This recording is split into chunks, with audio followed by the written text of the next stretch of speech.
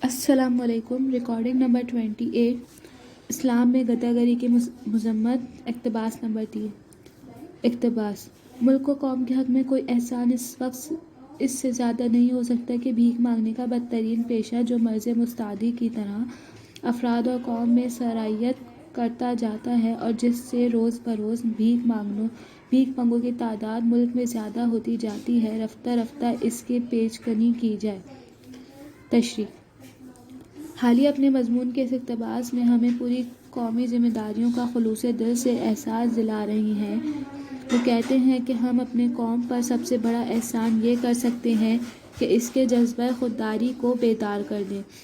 حالی کا کہنا ہے کہ بھیک مانگنا وہ بدترین پیشہ ہے جس سے پوری قوم مریض بن جاتی ہے، اور یہ وہ مرض مستعدی یعنی ایک سے دوسرے کو لگنے والا مرض ہے جو پورے ملک کو اپنی لپیٹ میں لے لیتا ہے۔ یوں معاشرے میں ہر طرف ہر جگہ مانگنے والے نظر آتے ہیں۔ حالی کا اقتباس میں بڑا خوبصورت مشورہ ہے کہ ہمیں چاہیے کہ اس مرض کا ایسا علاج ڈھونڈیں کہ یہ مرض ہمیشہ کے لیے جڑ سے ہی ختم ہو جائے۔ حالی نے بڑے خلوص، ہمدردی اور جذبہ انسان دوستی کا مظاہرہ کیا ہے اور ہماری سوچوں کو قومی راستے پر چلنے کی کامیاب کوشش کی ہے۔